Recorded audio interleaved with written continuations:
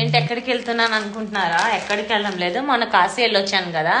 So Kashi నుంచి తీసుకొచ్చిన గంగాజలాన్ని రామేశ్వరంలో అభిషేకం చేసి రామేశ్వరంలో ఇసుకను తీసుకొచ్చి కాశీలో ఉన్న గంగాజలంతో గంగలో కలిపిన తర్వాత మనకి సంపూర్ణ కాశీ అవుతుంది.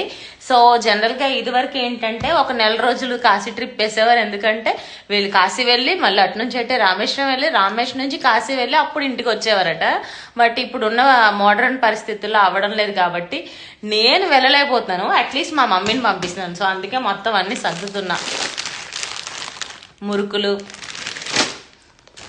గంగాజలం ఇవన్నీ సర్దుతున్నాను. మీలో ఎంతమందికి ఇలా సంపూర్ణ కాశీ అంటే ఏంటో తెలుసో కామెంట్ చేయండి. మీ వాళ్ళు ఎవరు వెళ్ళారో చెప్పండి నాకు. బాయ్. అండ్ వచ్చిన తర్వాత నేను మీకు ఆ ఇసుకను కూడా చూపిస్తాను. మేబీ వీలైతే ఆ ఇసుక పట్టుకొని నేనే మళ్ళీ ఇంకోసారి కాశీ వెళ్ళాలనుకుంటున్నాను.